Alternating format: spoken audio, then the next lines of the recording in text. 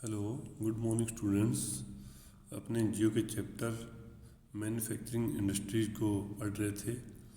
आज हम इसमें पढ़ेंगे एल्यूमिनियम स्मेल्टिंग से शुरू करेंगे। Aluminium smelting is the second most important metallurgical industries in India. अब जो एल्यूमिनियम स्मेल्टिंग जो इंडस्ट्रीज है, ये अपने इंडिया में दूसरा महत्वपूर्ण जो धातु शोधन उद्योग है। It is light resistance of corrosion, a good conductor of heat, malleable and becomes strong when it is mixed with other metals. अब देखो यह जो एल्यूमिनियम है, ये क्या है? हल्का है। ये रेजिस्टेंस टू कोरिजन, जंग अवरोधी है, इसमें जंग नहीं लगता है।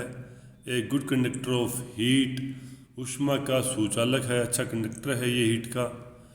Malleable and become strong when it is mixed with other metal, और ये अन्य धातुओं के साथ जब इसको मिलाते हैं तो ये ज़्यादा कठोर हो जाता है।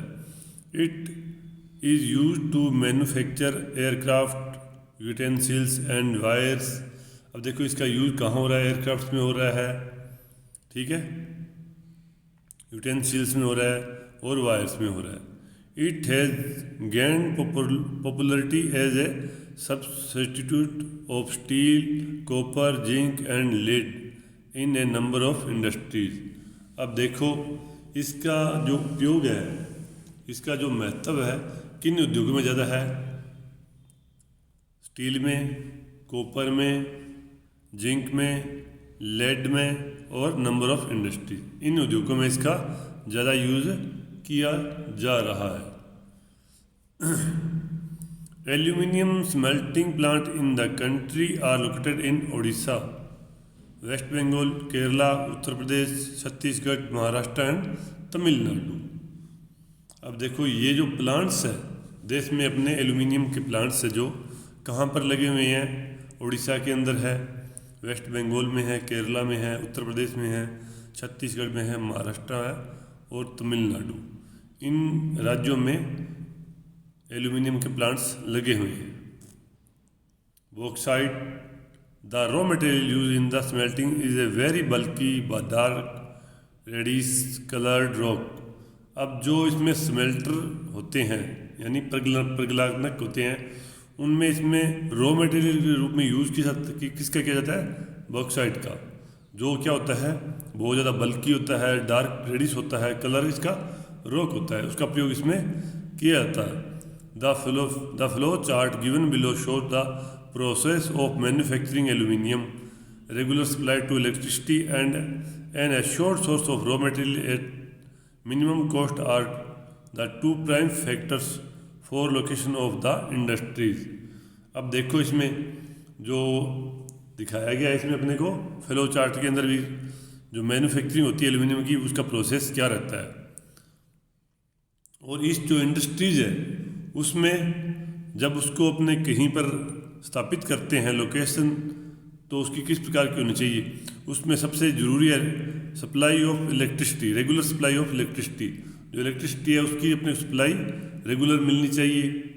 और जो इसमें दूसरा है मेन रॉ मटेरियल है, वो मिनिमम कॉस्ट पे अपने को मिलना चाहिए। तो ये दो प्राइम फैक्टर है इसके, जब इस इंडस्ट्री स्थापित करते हैं तो ये दो प्राइम फैक्टर है, ये देखे जाएंगे। अब इसने बताया है जो फ्लो चार्ट है, भाई एल्यूमिनियम होता है, उसका प्रोसेस क्या होता है।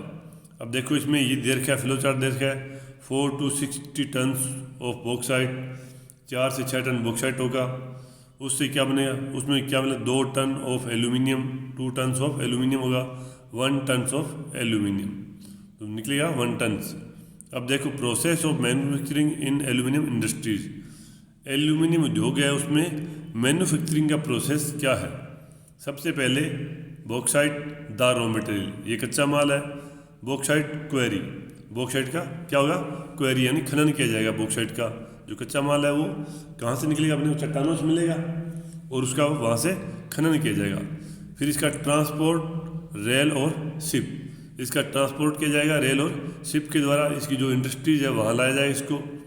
फिर एल्यूमिना, एल्यूमिना में क्या होगा? Bauxite crust and alumina dissolved out. Bauxite है उसको क्रस्ट किया जाएगा यानी उसका दलन किया जाएगा, एल्यूमिना डिसॉल्व्ड आउट, एल्यूमिना है उसका घुलना तैयार हो जाएगा।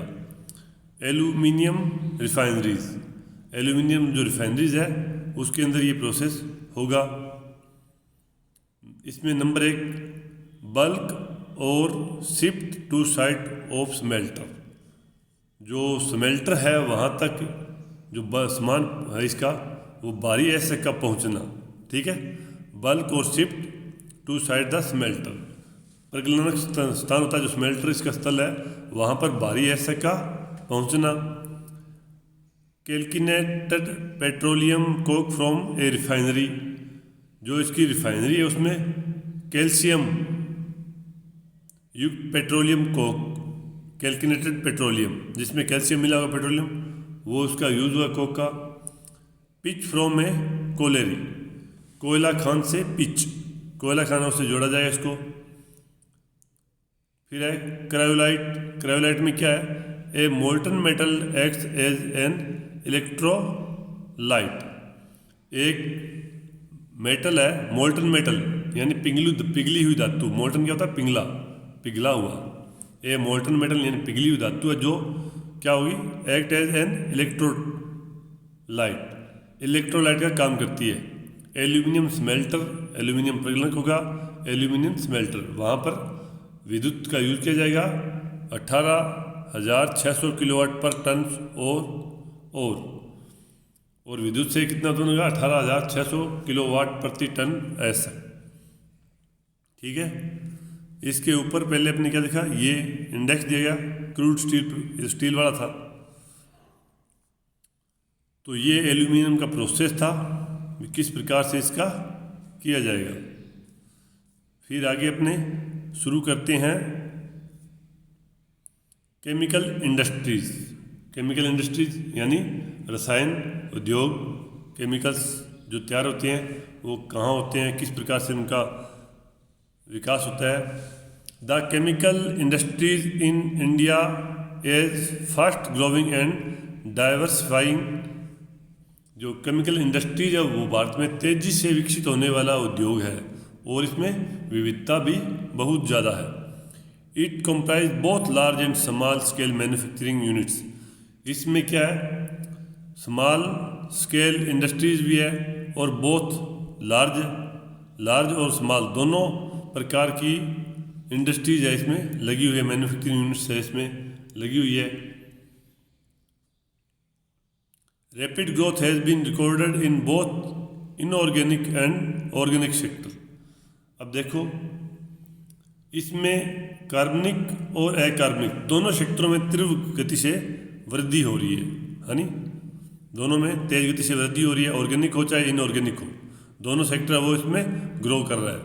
Inorganic chemicals included sulphuric acid used to manufacture fertiliser, synthetic fibres, plastic, adhesives, paints, dye stuffs, nitric acid, alkalines, soda ash used to make glass, soap and detergent, paper and caustic soda. These industries are widely spread over the country. अब देखो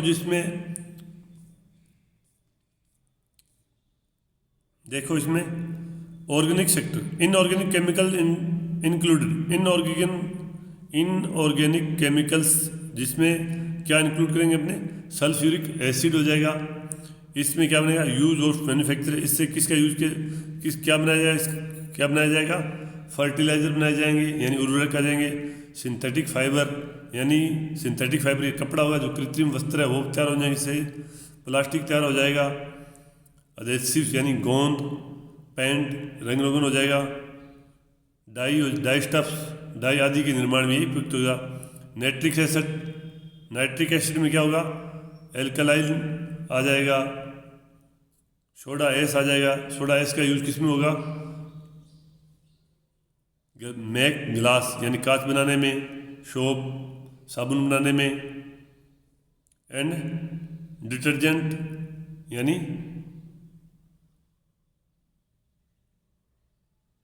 detergent papers, detergent यानी क्षार हो जाएगा, शोधक हो जाएगा, अपमार्जक, ये सारे यूज इसमें होंगे। एंड कास्टिक सोडा, और कास्टिक सोडा है वो भी इसके अंदर शामिल हो जाएगा। These industries are widely spread over the country. इन जो ये इंडस्ट्रीज है इसका बहुत ज़्यादा देश में विस्तार हुआ है, वाइडली स्प्रेड, बहुत ज़्यादा फैला हुआ है।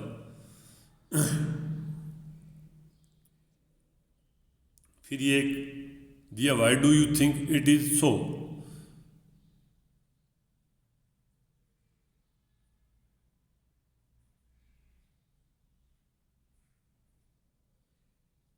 Why do you think it is so?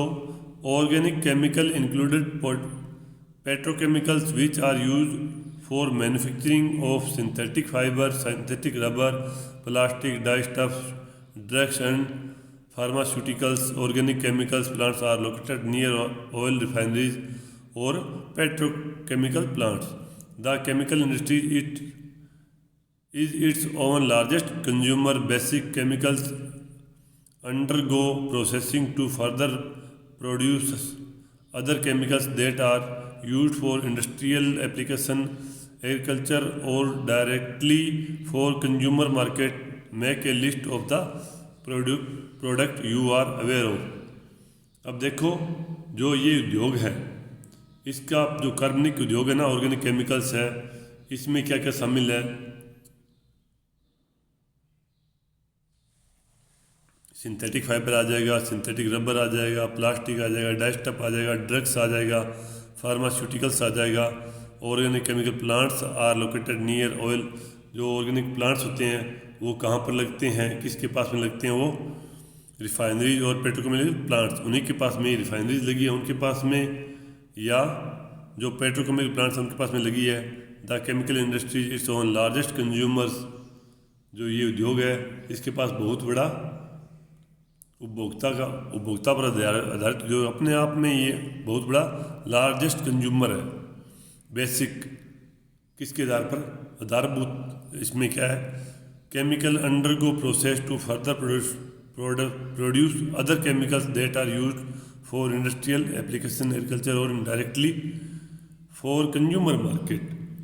अब इसमें रसायन उत्पन्न करते हैं जिनका उपयोग औद्योगिक अनुप्रयोग में हो जाएगा, कृषि के अंदर हो जाएगा, जो कंज्यूमर मार्केट है उनके लिए हो जाएगा। ऐसे और उत्पाद है, make a list of the product you are aware of. ऐसे कुछ प्रोडक्ट जिनकी सूची आप बना सकते हो, जिनके बारे में आप जानते हो।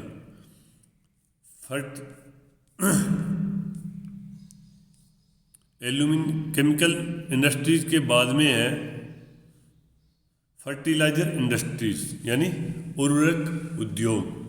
The fertiliser industry is centered around the production of nitrogenous fertilizers, mainly urea, phosphatic fertilizers and ammonium phosphate DAP, and complex fertilizers which have a combination of nitrogen, phosphate and potash. The third example here, potash is entirely imported as the country does not have any reserve of commercially unable potash or potassium compound in any form. अब देखो जो fertiliser industries है centred around the production of nitrogen, मुख्यतः इसमें क्या था, nitrogen उर्वरक, ठीक है, नाइट्रोजन फर्टिलाइजर मेनली मुख्य यही होगा जिसमें यूरिया आती है, मेनली यूरिया आ जाएगी, phosphatic fertiliser and ammonium phosphate जिसमें DAP आ जाएगी,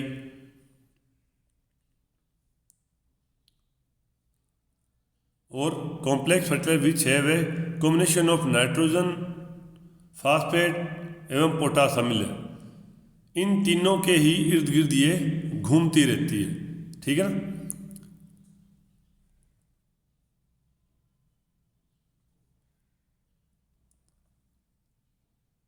Potash is entirely imported as the country does not have any reserve of commercially usable potash or potassium compounds in any form. अब देखो हमारे देश में जो कमर्शियली यानी वाणिज्यिक रूप से या किसी भी रूप में प्रयुक्त होने वाला पोटास है जो या पोटेशियम यौगिक है, उनके भंडार अपने पास नहीं है, रिजर्व्स नहीं है अपने पास, रिजर्व्स इसके यानी भंडार नहीं अपने पास में पोटास के और पोटेशियम के। After the green revolution the industry expand to several other parts of the country. जब हरित क्रांति हुई उसके पश्चात है इस उद्योग है ये उद्योग देश के अन्य भागों में फैला, जैसे गुजरात में, तमिलनाडु में, उत्तर प्रदेश में, पंजाब में, केरला में। Contribute towards half of the fertiliser production, जो कि अपने कुल जो फर्टिलाइजर है उसका जितना प्रोडक्शन होता है उसका लगभग कितना है 0.5% है, 50% है उत्पादन है वो इन्हीं स्टेट्स के अंदर होता है।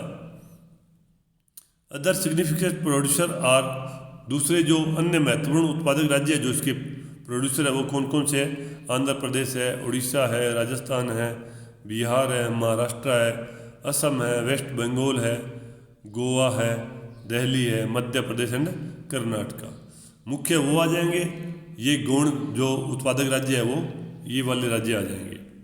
फिर है सीमेंट इंडस्ट्रीज। सीमेंट इंडस्ट्रीज में क्या है? Cement is essential for construction activity such as building, house, factories, bridge, roads, airports, dams and for other commercial establishment. अब देखो इसका यूज़ कहाँ हो रहा है, ठीक है ना। सीमेंट का है निर्माण कार्यों में, जैसे इसका यूज़ हो रहा है, जैसे घर बनाने के लिए, कारखाने बनाने के लिए, पुल बनाने के लिए, सड़कें बनाने के लिए, हवाई अड्डा बनाने के लिए, बांध बनाने के लिए और अन्य जो भी व्यापारिक प्रतिष्ठान है, कमर्शियल इस्टेब्लिशमेंट, उनके निर्माण में सीमेंट क्या है बहुत ज़्यादा ज़रूरी है, एसेंशियल है यानी आवश्यक है ये। This industries required bulky and heavy raw material like limestone, silica and gypsum. अब देखो इस उद्योग को भारी जो और कच्चा माल है जो भारी है, बहुत ज़्यादा बल्कि है। जैसे एग्जांपल दिया है इसमें क्या क्या आएगा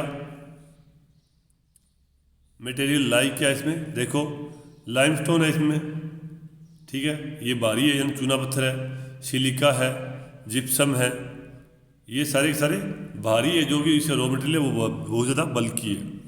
कोल and electric power are needed apart from rail transportation. अब इसके अलावा रेल परिवहन है, उसके अतिरिक्त इसमें ट्रांसपोर्ट यानी वो रेल से ही आएगा, जो इसका रॉ मटेरियल सारा रेल से इसके प्लांट तक आएगा। उसके अलावा इसको नीडेड क्या है अपार्ट फ्रॉम रेल ट्रांसपोर्ट के अलावा पावर, कोल और इलेक्ट्रिकल पावर, कोयले की और विद्युत ऊर्जा है उसकी भी इसको आवश्यकता होती है। The industries here has strategically located plants in Gujarat that have suitable access to the market in the Gulf countries। अब देखो इस जो इंडस्ट्रीज है उसकी मुख्यतः ज़्यादातर इकाइयाँ कहाँ लगाई है? गुजरात में लगाई गई है। यहाँ क्यों लगाई गई है गुजरात के अंदर? क्योंकि जो बल्फ कंट्रीज है यानी खाड़ी देश है उनके साथ बाजार है उसकी उपलब्धता मिलती है, इसलिए गुजरात में ये जो सीमेंट उद्योग है वो ज़्यादा लोकेटेड है। The first cement plant was set up in Chennai in 1904। इस सीमेंट प्लांट की जो पहली जो इकाई लगाई गई थी वो कहाँ लगाई गई थी? चेन्नई के अंदर लगाई गई थी 1904 के अंदर। After independence the industries expanded. स्वतंत्रता के पश्चात यानी अपना देश आज़ाद हुआ उसके बाद में इस उद्योग है उसका ज़्यादा एक्सपेंडेंट हुआ यानी और ज़्यादा विस्तार हो गया। Improvement in the quality has found the produce a readily available market in east Asia. गुणवत्ता है इसकी जो है उसमें सुधार करने के कारण भारत की बड़ी जो घरेलू मांग है, जो लोकल मार्केट की डिमांड है, उसको पूरा करने के बाद पूर्वी Asia, East Asia, Middle East, मध्य पूर्व, Africa and South Asia apart from a large demand within the country. इन एशिया इन बाज़ारों की मांग है उसको है इस सीमेंट की मांग है वो इन बाज़ारों में भी बहुत ज़्यादा बढ़ी है। This industry is doing well in terms of production as well as export. यह उद्योग क्या है, उत्पादन और निर्यात दोनों ही रूपों में प्रगति पर है।